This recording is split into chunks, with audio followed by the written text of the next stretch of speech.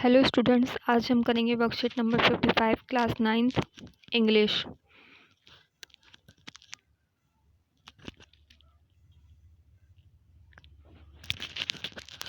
तो आज हमें एक्सट्रैक्ट गिवन है। Read the extract given below and answer the question that follows.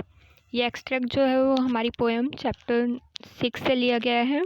Poem का नाम क्या है? No man are foreign. Let us remember, whenever we are told to hate our brothers, it is ourselves that we shall dispose, betray, condemn. Remember, we who take arms against each other, it is the human earth that we are defile. Our hells of fire and dust outrage the innocence of air that is everywhere our own. Remember, no men are foreign, no country strange. तो इस poem में हमें क्या कहा गया है कि जब भी हम किसी और की बातों में आकर अपने ब्रदर्स यानी दूसरी कंट्री के लोगों को हेट करते हैं तो उससे हम अपने आप को ही नुकसान पहुंचाते हैं। हम दूसरों की निंदा करते हैं, दूसरों की बुराइयां करके अपने आप को ही नुकसान पहुंचाएंगे।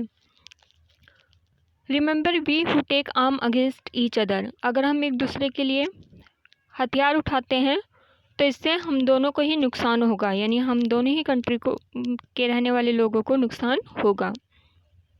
Our hells of fire and dust outrage the innocence. जो हमारे अंदर की आग है वो हमारे इनोसेंस को ख़त्म कर देगी।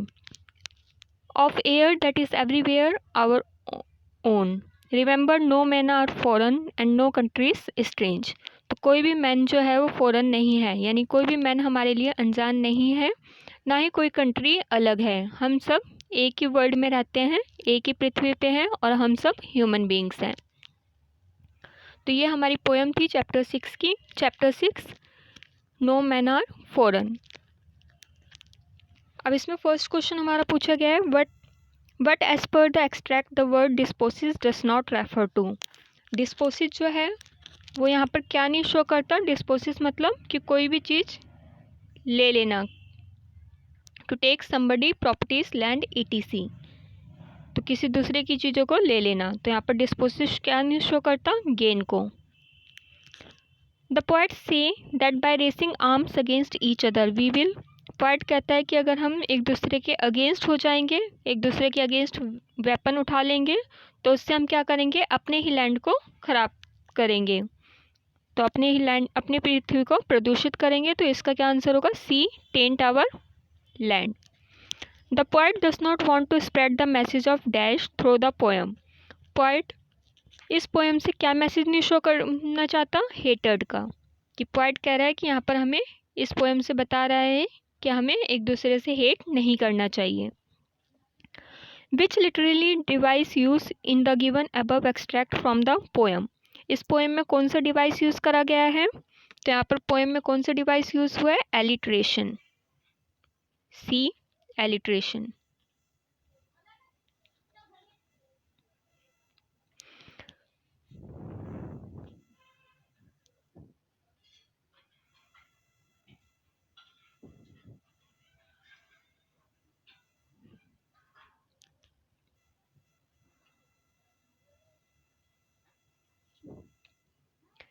Next, the last line of the stanza, no men are foreign, no country strange, intend to tell us that। तो लास्ट लाइन में पोएट जो कह रहा है कि नो मैन आर फॉरेन, यानी कोई भी इंसान अलग नहीं है, कोई भी कंट्री हमारे लिए स्ट्रेंज नहीं है। तो ये क्या सिंबलाइज कर रहा है कि we are all human beings, हम सारे ह्यूमन बींग्स हैं। तो इसमें भी see answer, we are all human beings.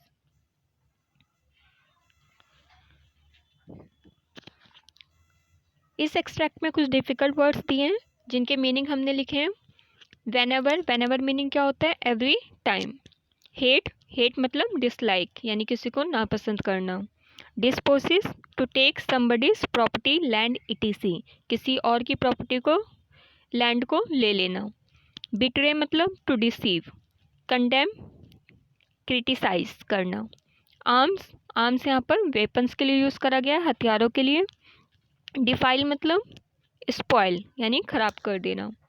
Hello, the place believe to be the some of the devils and where bad people go after death. Hell क्या है हमारा? कि ऐसा प्लेस जहाँ पर बिलीव करा जाता है कि डेविल्स रहते हैं और डेथ के बाद बैड पीपल जाते हैं। आउटरीच, आउटरीच जो है वो ग्रेट एंगर यानी गुस्से को दिखाता है। इनोसेंस वर्ड का मतलब क्या है यहाँ पर? प्योरिटी। तो ये थी आपकी worksheet number 55 class 9th English.